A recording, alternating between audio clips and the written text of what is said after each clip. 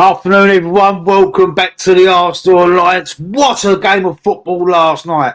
For the neutral, I watched it last night. I was expecting plenty of goals in that game, which we did get. I did go for a 3-3 draw, but what a game of football last night. That fierce intensity, the passion, the rivalry, the crowd up and pumping. It was a proper battle. I thoroughly enjoyed that game. And Newcastle didn't mess around, man. They stuck it on Liverpool right from the first whistle. And Liverpool couldn't get out for most of that game. Let me tell you this: Newcastle deserved better. I feel so sorry for him. I know there was a rash challenge from Anthony Gordon that made him see red. You know, the blood was pumping. I mean, you know, the adrenaline's pumping.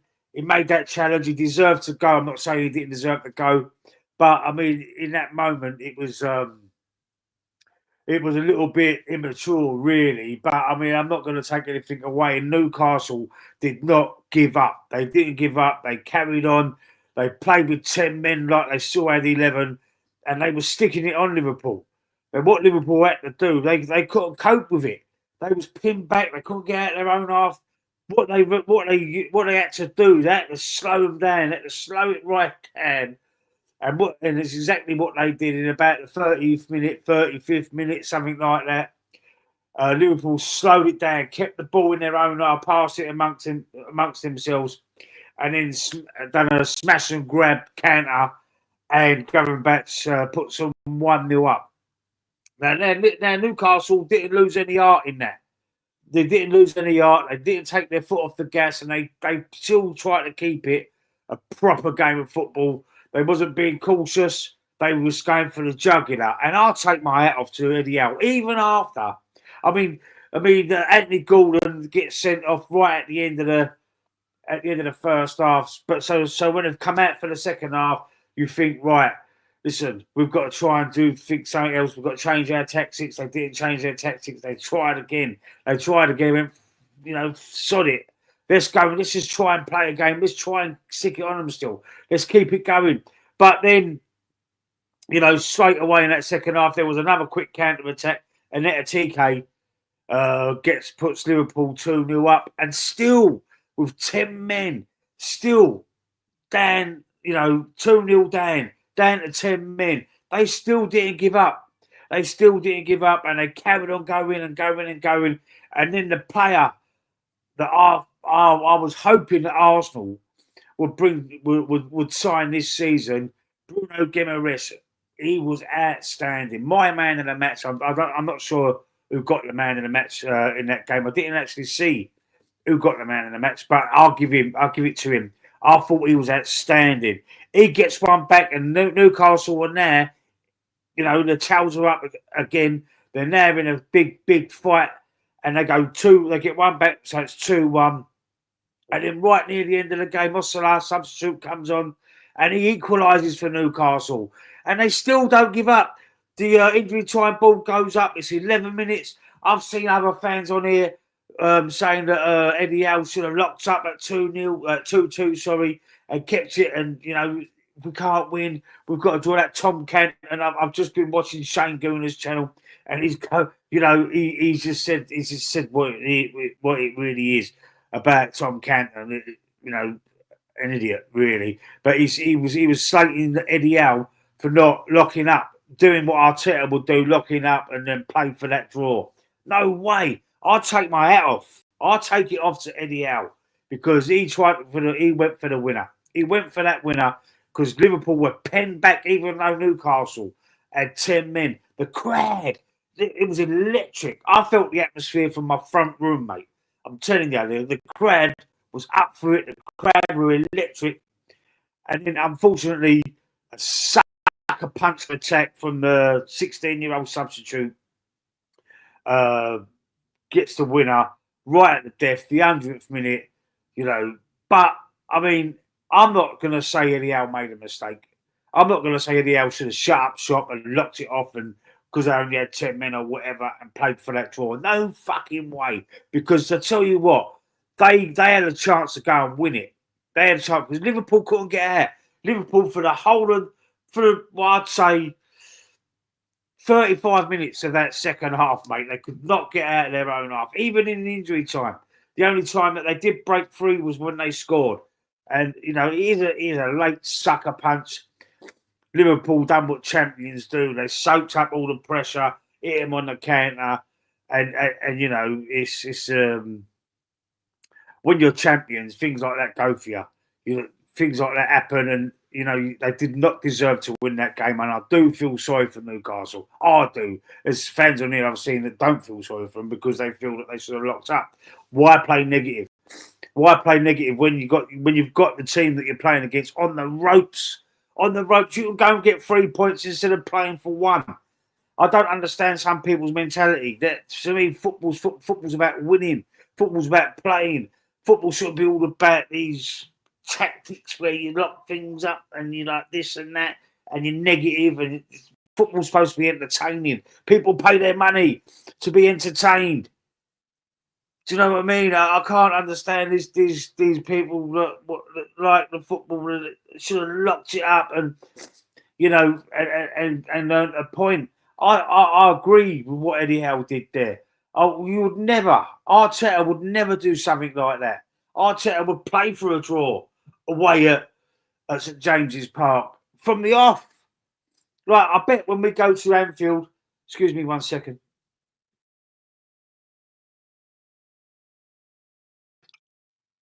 Sorry about it. I bet when we go to Anfield, Arteta plays for a draw.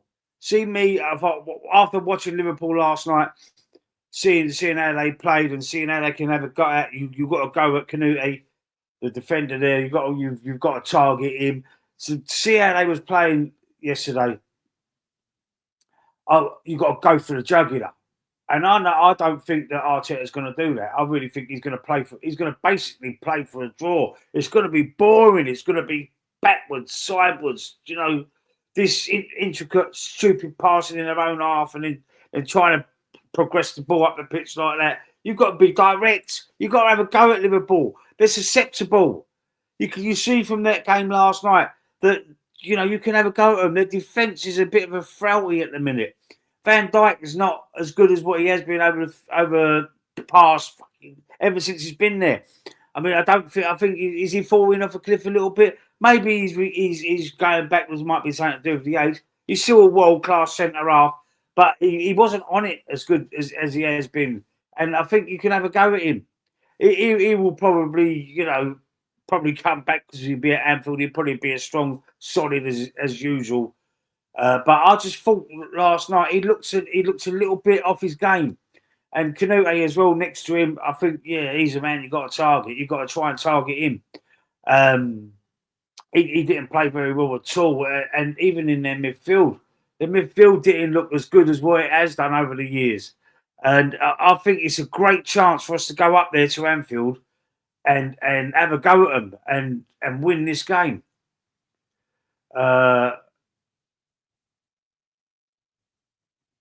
You what? What are you saying? Excited? You've been on the tinnies this earlier, lad.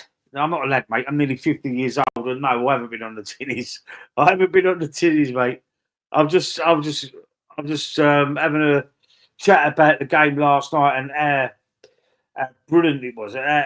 This is what I love about football. Just get a bit excited sometimes when I talk about great games like I watched last night, and you know, the rivalry and the crowd was amazing. I just thought it was a brilliant game of football, and I'm excited about going to. Well, normally I would be excited about going to Anfield. Yeah, it was a fantastic game. It was a brilliant game. Normally, you know, I would have been excited about going after watching them last night, but I'm concerned about our manager Arsenal going up there and just being negative with the tactics, and it's going to be he's going to be a bit. He's going to want to play tactically to contain Liverpool rather than have a go at them. They're susceptible. Their defence looks a bit dodgy at the minute. You know, they got the makeshift right back, didn't they? Because they've lost Frimpong and Connor Bradley's Connor Bradley's not up to scratch. Big up Uncle Rod's TV in the chat. How you doing, sir? Big yourself up as well. What did you think of the game last night? Let's get you all talking about the game. Um, I don't normally do coverage on rivals and as because obviously I'll be a neutral. I'm not a Newcastle or Liverpool fan. I'm Arsenal. But I just thought, when I see a game like that, and you've got something to say, it's good to get out in it. It's good to try and like expand the channel as well for other fans, for football fans, because we all love football at the end of the day, no matter what your opinions are. Well, most of us do. You get some people that pretend to love football and pretend to love their club, and it's not.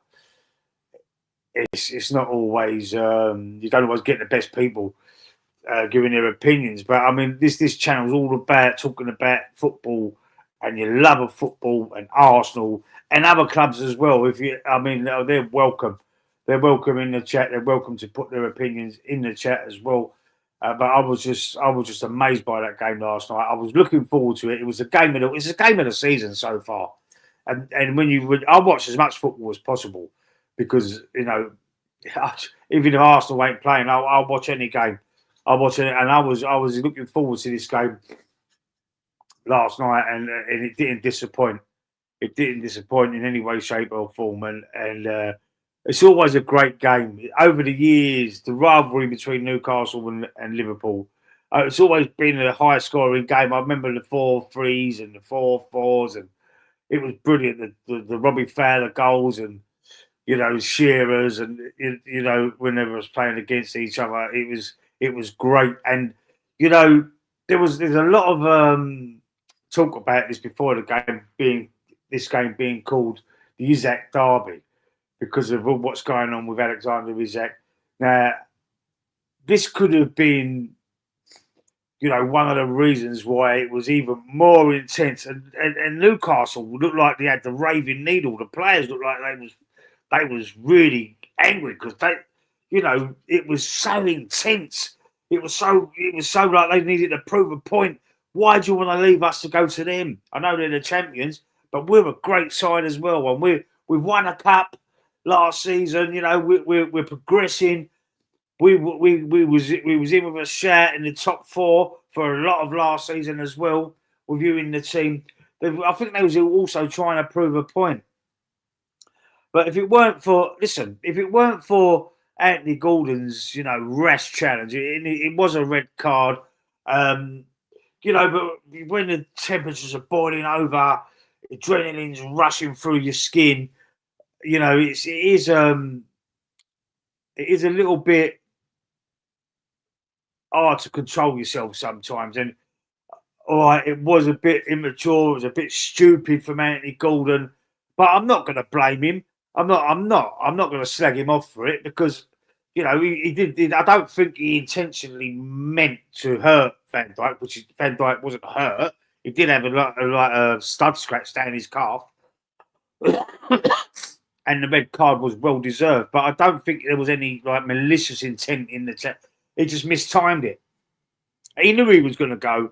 I think it was a yellow card at first, wasn't it? And then the ref went over to the monitor, and as soon as the ref goes over to the monitor, Anthony Gordon knew he was going to get his marching orders, and he had to be sent off, and deserved. But big flowers to Eddie Howe for not giving up, not trying to, especially when they come back to 2-2, and not trying to lock it off. There was 11 minutes of injury time at the end of the game, and Liverpool were penned back. They was penned back, and they couldn't get out. And it just so happens the only time they did get out was when they scored the goal, and it was a great counter. To be fair, it was a wonderful goal. The 16-year-old substitute come on, and who was it that set up? The ball was crossed the face of the goal. Slobberslide, wasn't it? He just let it go through his legs, and they used the extra man for the first time since Anthony Gordon got sent off. We got sent off right at the end of the first half. So for the first time, I felt in that second half, since they scored the second goal themselves right at the start of the second half, that they used the extra man, the man over. and the way they did that was Slobosly letting it go through his legs. It went right over to the left flank, and who was sitting there? But the guy that just come on, 16-year-old Rio Naguma, or Naguma, what's his name? I can't think of his name, something like that. Anyway, he's only 16. He comes and he all he has to do is run onto it and score, and that's what he does. And obviously, what a great moment for him. I don't understand why he ran over to the Newcastle fans, unless the Liverpool fans were above. I'm not sure, but what I saw, like as he ran over to celebrate, where he ran over to, the Liverpool fans must have been above. They must have been above because it looked like he was celebrating in front of the Newcastle fans, but I can't see that happening. Really, I don't. Yeah, they must have been above there because if he'd have done that, that would have probably caused a riot. So, so the Liverpool fans, they must have been just above. Obviously, that would have been a bit of a bad move if that was true. Anyway, I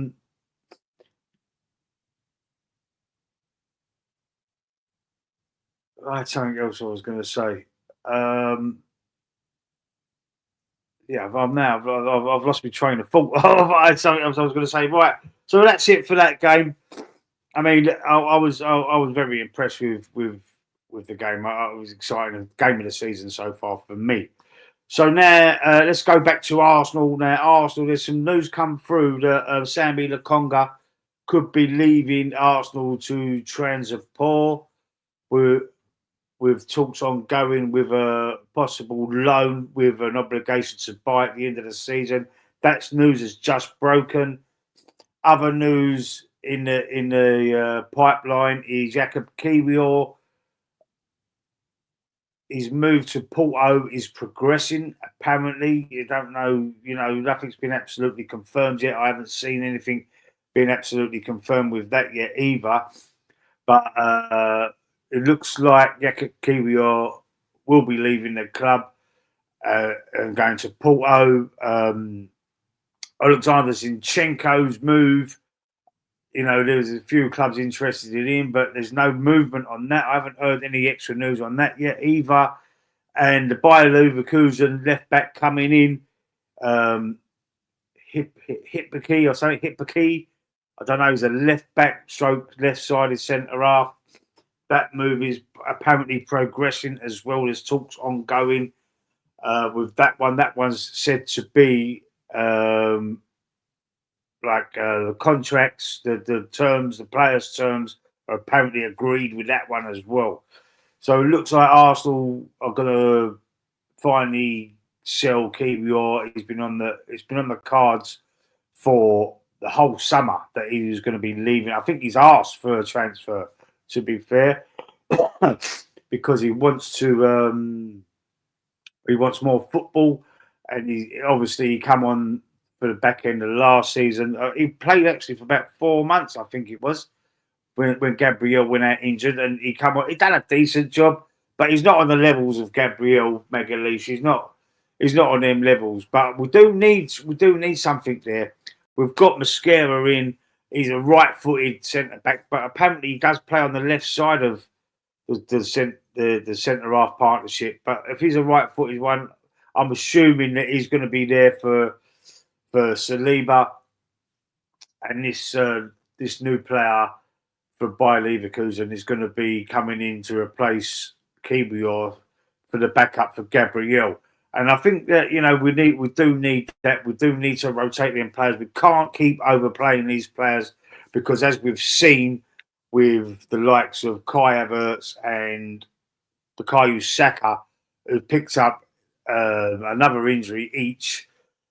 Saka was brought back too early. He should have been brought back to the start of this season, in my opinion. He got brought back towards the arse end of last season, and it was too early. And now, it's coming to fruition that we was all saying that he's going to break down again. I know it's the other hamstring, but I mean the stress on the other hamstring because the weakness of the original hamstring injury is that in my opinion is probably the reason why why he's broke down again, and he's going to be out to after the international break. But let's just make sure. Let's just make sure he's at 100%, because obviously I said it yesterday. This manager will run you into the ground, and I am a little bit concerned about his long term fitness. It is it's a little bit annoying, if you like, because when players get run into the ground like that, and he's still a young man, it could be very detrimental to his career. And we know how good he is, and we want to keep him fit. Look what Man City do. Man City constantly, they rotate their players. They don't rotate their players the same players all the time. They move it around. They swap players around, rotate players, make sure that they're not playing so intense football every game. They have to do it. Pep's a master at it, and I would have thought that Arteta would have learnt more from Pep, being his understudy for 3 years or whatever he was there for, and he probably has learned. He's learnt the playing out from the back from him. All he used to do was, he was one of the coaches putting the cones out. Pep's like leagues above Arteta, and Arteta's just trying to be too much like him, I think. And he can't lace his boots. He really can't. And trying to be too smart with tactics. Football's football, man. Football's about picking the ball up, putting it in the other net, and scoring more goals than you concede. That's what it's about, in my opinion. Listen, I ain't no massive, major experienced coach. I run a youth football team a few years ago. We took a team from the bottom of the league. Me and my cousin, we took a team from the bottom of the league. We was the Echo League in kids football in London, and we took them to third place from bottom. So all we had to do was organise the team, and there was kids. It's not rocket science. You don't have to go and have Bachelor of Arts. You don't have to have degrees. I know you need coaching badges. I've got a basic one. You need coaching badges to coach, and you need to prove that you know about football. But it doesn't take a rocket scientist to work out, how to expose weaknesses in other teams, and how to organise yourselves. You don't have to be like I don't know what I would call him. He's sort of like a philosopher, like they used to say that about Wenger, didn't they? He was a philosopher of football. But Wenger was, in his prime. Wenger, Arteta couldn't even lace his boots. Arteta couldn't lace fucking Jules Graham's boots. And I can't get on this bandwagon where people were saying that look where we was and look where we are now. We was right in the doldrums. We were struggling. We was this. No, we weren't. No, we weren't. We were still like fifth. We were still around there before Arteta took over. The first two seasons, we finished 8th both times. If that was anybody else, I don't know why they love this manager so much, but if that was anybody else, they would have been sacked for that. 2 8th place finishes, they would have been sacked for that, but they stuck with him. Then we get 5th. Then we get second. But not good enough. Not good enough. Good enough to get back into the Champions League and to be, sort of almost challenging again for the title, but not getting over the line. He's now had over £1 billion spent. Now this season, he's got to bring us a return for the money that he's spent since he's been in charge. There's got to be a ceiling somewhere. There's got to be. Just excuse me 1 second.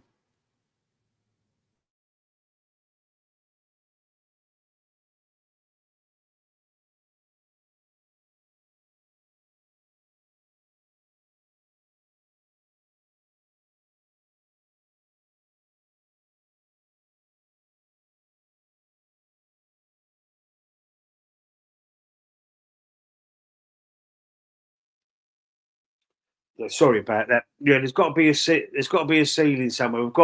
There's got to be a point where you just say, you know what, it's not working out. It's not working out. I mean, if you were at any other job and you're costing you're costing your company more than what you're bringing back in, there's got to be a time when you say, you know what, this we've got to find someone else. This is not working out. And you've got top gooners still licking his ass. They're still doing it. They're still praising him. They're still, mate. For me, this is it. It was it. It was. I never wanted Arteta at the club in the first place. What I've flip flopped over the years, in this proof on this channel, I have flip flopped. I have been impressed, and I have given him his flowers when they're due, but also I criticise him when it's quit. I criticise him when he deserves criticism. I give him his flowers when he deserves praise, but I just don't think he's the right man for the job anymore. I really don't, and I don't ever really wholeheartedly could say that I've been 100% behind him anyway. But I have said, well, when we finish runners up, I think, wow, I'll give him another go. And then we finished runners up again, and I thought, you know what, we was closer this time. Might deserve one more. And after last season, and after Man City not being the same team, they had an off season. I did think that they'd come back this year and win the league. I'm backing Man City to win the league this year until I see them play against Spurs at the Etihad. But Spurs always seem to have their number at the Etihad anyway. So I mean, I'm not too fazed by that. I still think Man City will probably win the league this year. Liverpool, if they sign Isaac, they're going to be in a good chance, and probably Arsenal will probably finish third or fourth behind, with Chelsea in the other being third or fourth. But I mean, it's not. I got fed up with top four as a trophy under Wenger, the back end of Wenger's career. Got fed up with that. I know he won some FA Cups, and Wenger's. I think he's won more FA Cups than any other manager, hasn't he? If I'm right in saying that. But I just got, I want the title. I want the title. And it's not about being entitled. All you Arsenal fans, you all think that you're better than what you are. You think you're entitled to be challenging for the league. Yes, we are. We are, because we are that team. Like Liverpool are. Like City weren't, but they are now. Like Chelsea, like Man United. We are.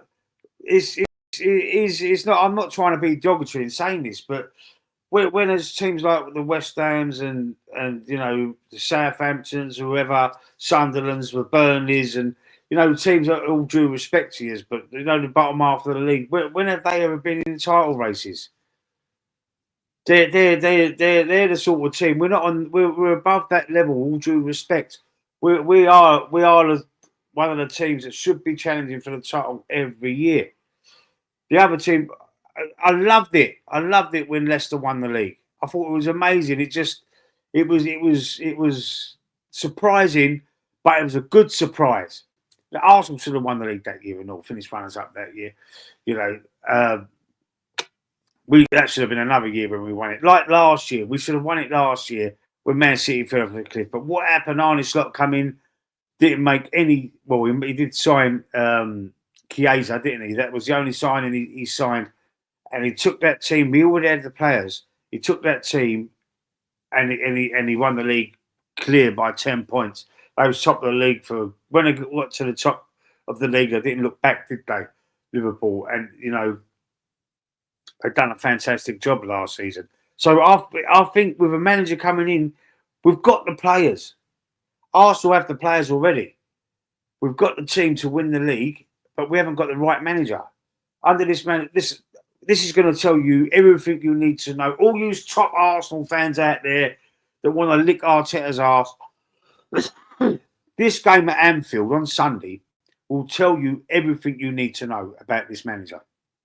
Seriously, it will tell you whether you think that he's top draw manager or not, because he's going to go up to Anfield and he's not going to go for the jugular. He is not going to look at that game last night and go, right, Konate's weak, this one's weak, this one's weak. Gravenberch, was he playing at right back was it Graham? Anyway, they had a makeshift right back. He is not. He is not going to attack their weaknesses. He's not going to go for the jugular, and he's not going to try and put them to the sword. He is going to try and contain them. He's going to try and probably play on the counter attack and try and just suffocate the game. He is not going to try and play football, play direct football. He's not going to play to Gyökeres's strengths. To Eze, if he plays, he's probably going to push Eze out on the left, where Eze is a 10.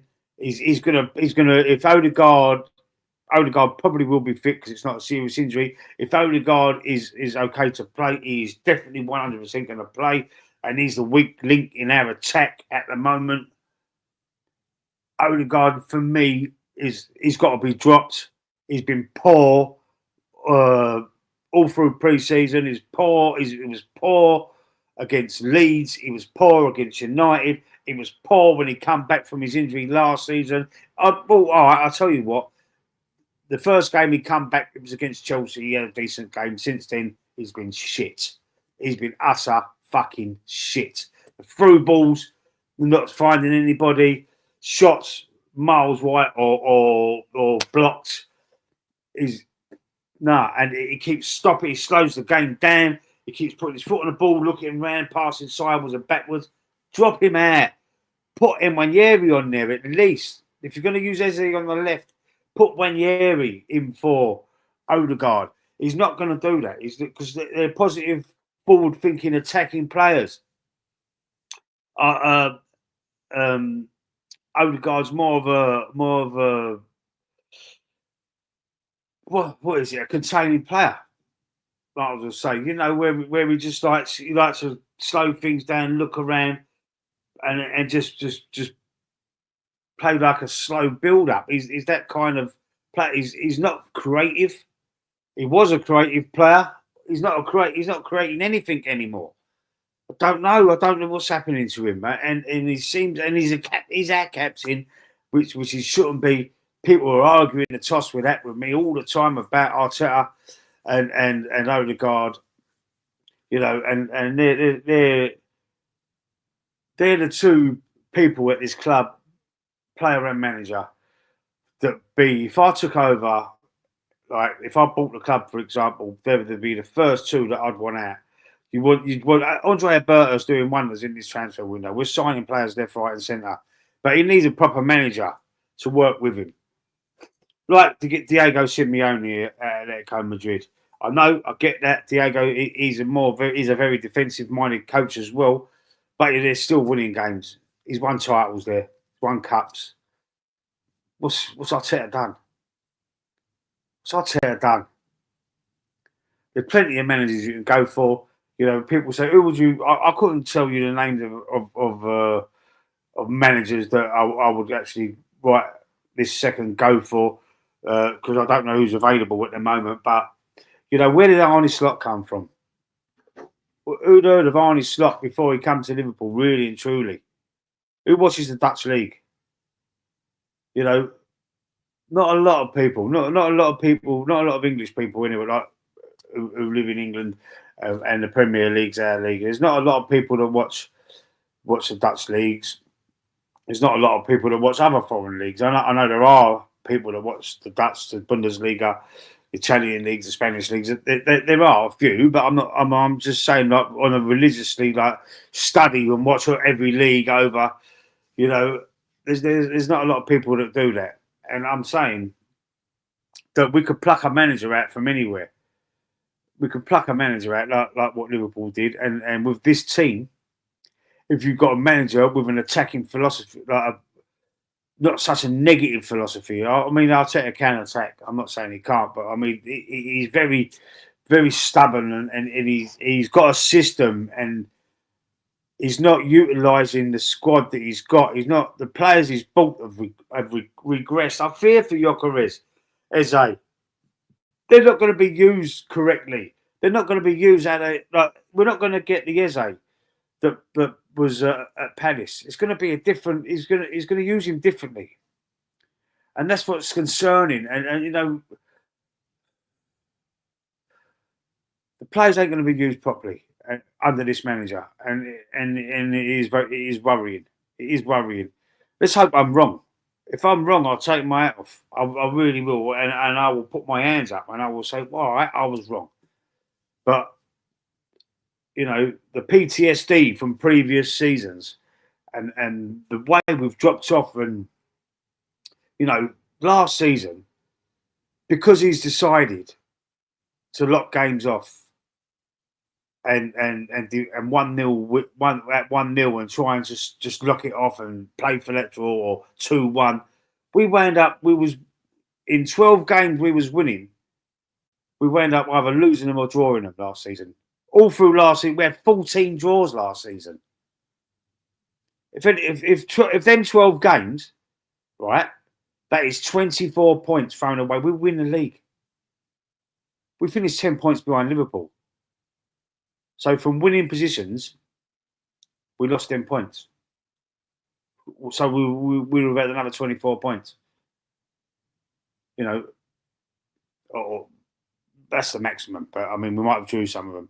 But what I'm saying is that there's loads more points there because of he changed the tactics and he's tried to keep the 1-0s or the 2-1s, and we've wound up either drawing or losing them. It's for me, that's unforgivable. That amount of game, 1 or 2, okay, you know what I mean, 3, 4 maximum, but not 12.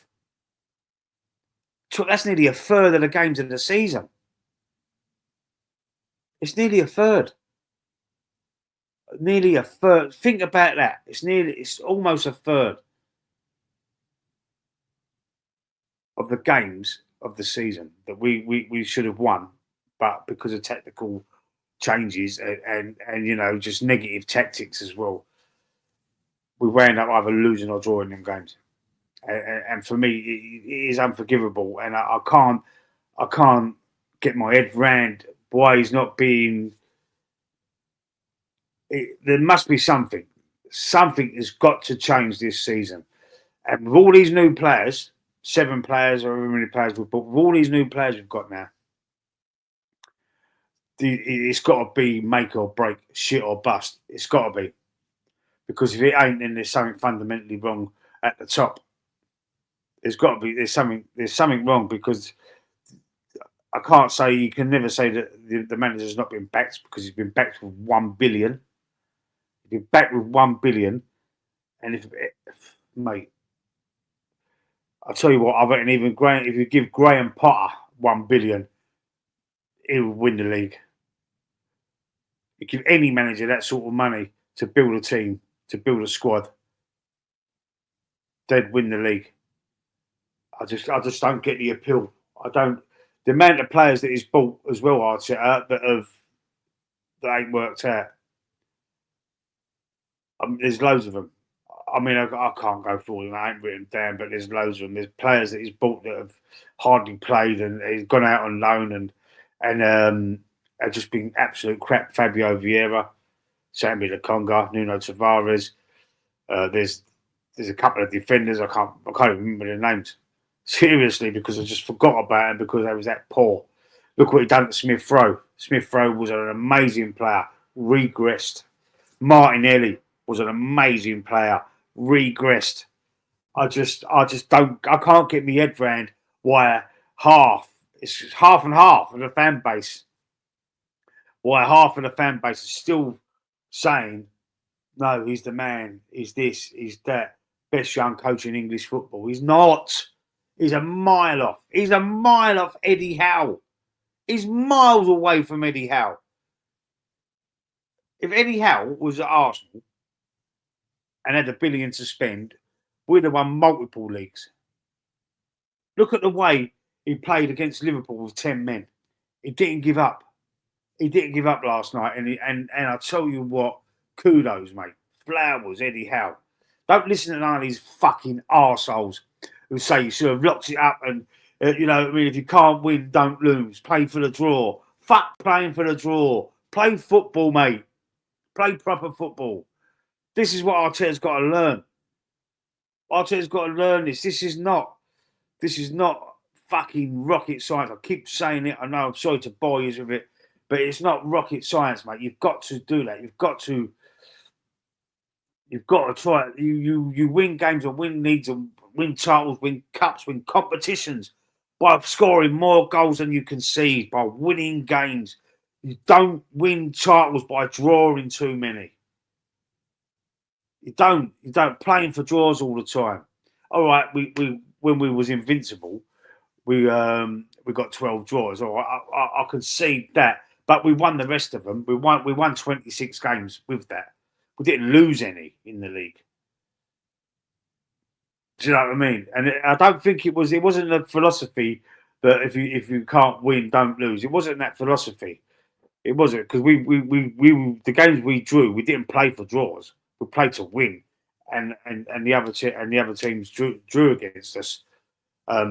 We did play to win, but I mean, Wenger back in the day, Wenger's first tenure at the football was unbelievable. And if you remember them days, the football was just sexy football. It was attacking, intricate passing, but forwards. It was none of this slow build up, lethargic play out from the back. It was brilliant football. I loved it. Loved it. The wingers were utilised properly. Wasn't so much. There was a little bit of it. When they swapped sides, there was inside forwards cutting in. But I mean, it was a mixture. It was brilliant. It was brilliant football, and you had that solidness in defence. You had the Adams and the Keown, and you had the Vieira and the Petit or Gilberto Silva. You had the solidness there, the four, the square. You had that, and then you had all the flair around it, and it was brilliant. And I mean, it's so much embedded in your mind, and it's the expectations, and that's what you want going forward.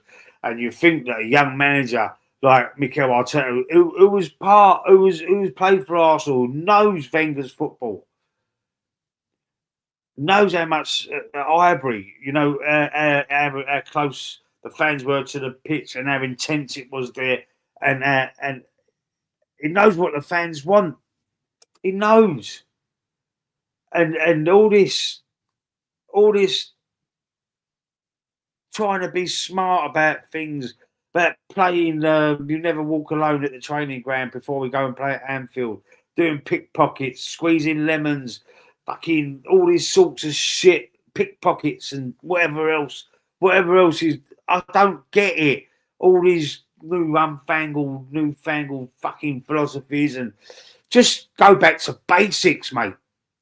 Go back to basics and play fucking football, and stop putting too much of your nuttiness in our players' heads, especially the youngsters, especially them youngsters, because it's just shit, mate. It's just fucking nyags, and it's so frustrating. We've got a squad of players, especially this season. We've got a squad of players that could go and do some business, mate.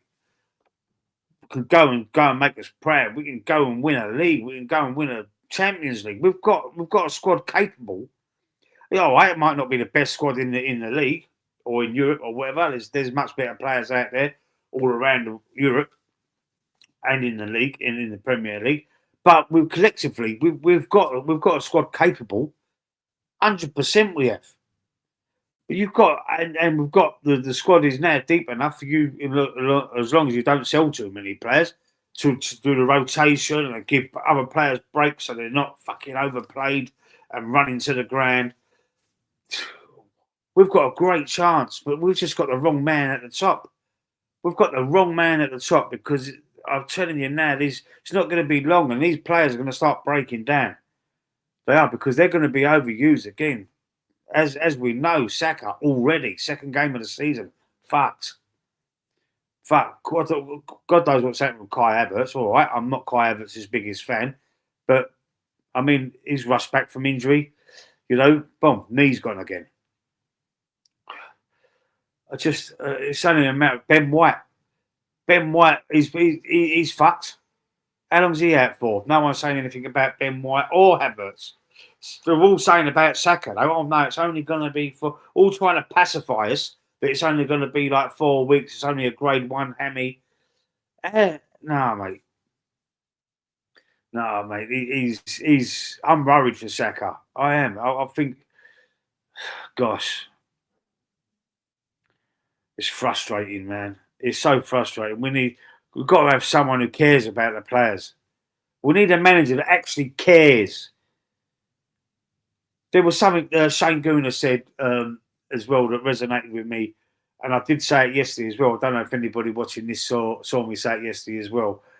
Declan Rice, I think it was Saka as well. I believe it was Saka when they went for international duty. The England physio sent them straight back. So what are you doing here? You're injured. You're carrying an injury. Why the fuck are you here? Sent them back to Arsenal, and in the very next game they both played. They played in the games before. They went to the England duty. They sent them back. No, you're injured. I don't know if it was a friendly. I can't remember what game it was. Probably was a friendly. But what the fuck are you doing here? It's mind blowing. It's borderline abuse. It's borderline abuse, mate. Seriously. Anyway, if you watch this on the replay, stick a like on the video for me. Put your comments in there. Let me know. Let me know what you feel and how you feel about the manager. I know it's probably going to be half Arteta in, half Arteta out. That's how the fan base is. But you've got to think about it collectively. Does he really care about the players, or does he care more about himself? About the way he looks? You know what I mean? He obviously cares about the way he presents himself. Thinks he's a trendsetter. But I mean, is he that fucking narcissistic that he just doesn't care about anybody else but himself? Let me know what you think in the comment section, and I'll see you very soon.